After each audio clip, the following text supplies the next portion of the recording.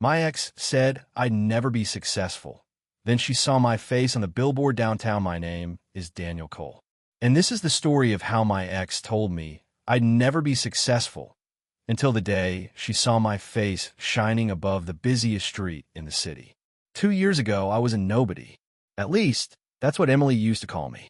We'd been together for 3 years. I love her more than I can explain. But to her, it was a project, something to fix, not someone to build with. I worked as a graphic designer at a small ad agency. Long nights, small pay, but big dreams. I wanted to open my own firm someday. Emily thought it was foolish. "Daniel, you're too soft for business," she'd say, rolling her eyes. "Success isn't about passion, it's about power, and you don't have any." I'd smile, pretending her words didn't sting. But inside, I promised myself, one day, I'd prove her wrong. The breakup came quietly, like the last page of a book you don't want to end.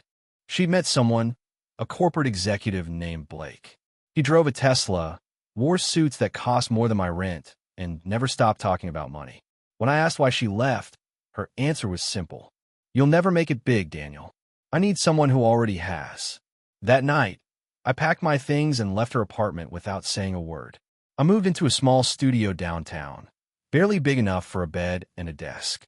But it became my workshop, my battlefield, my dream space. For months, I worked alone, designing logos, running ads for local cafes, startups, and artists. Every project, no matter how small, I treated like a masterpiece. I failed dozens of times, lost clients, slept on unpaid bills. But I didn't stop, because somewhere between heartbreak and hunger, I found purpose. Then one morning, I received an email that changed everything. A marketing director from Novatech, one of the biggest tech companies in the country, had seen my design work on Instagram. They wanted to meet. I couldn't believe it. I wore my cleanest shirt, carried my old laptop, and walked into their headquarters shaking. But when I showed them my designs, simple, modern, bold, the room went silent. The director leaned forward and said, "You're exactly what we've been looking for." They hired me on the spot. That one contract turned into another, then another. Soon, my designs were everywhere: posters, websites, commercials. And when the year ended, they offered me something I never expected: a partnership for their rebranding campaign. I signed the deal under my new company name, Cole Creative Studio. From that day on, I wasn't just a freelancer, I was a brand. Months later, my work started gaining national attention. Awards, magazine features, new clients calling every day. But the real moment, the one I'll never forget, came one evening on my way home. I was driving through downtown when traffic stopped at the main square. The giant LED billboard above the plaza flickered, and then my design appeared. A bright, glowing ad for Novatech's new product launch.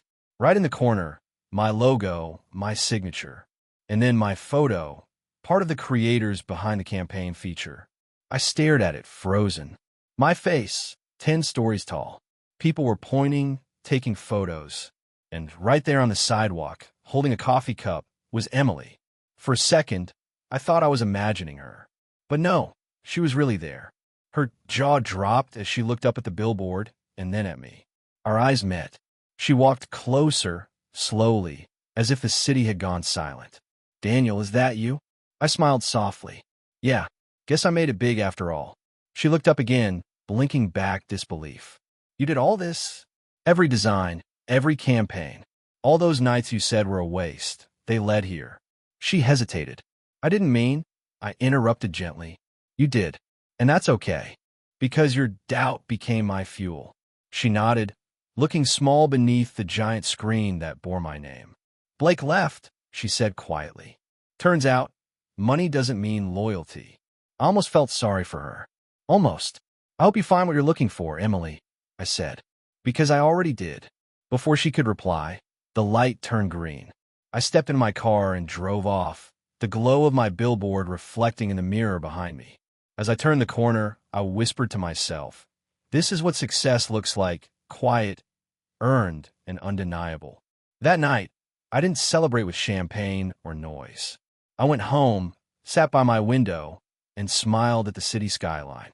Not because I'd proven her wrong, but because I'd proven myself right. Sometimes revenge isn't loud. It's just success shining where your pain once lived. And if you're patient enough, the world will light your victory in places everyone can see.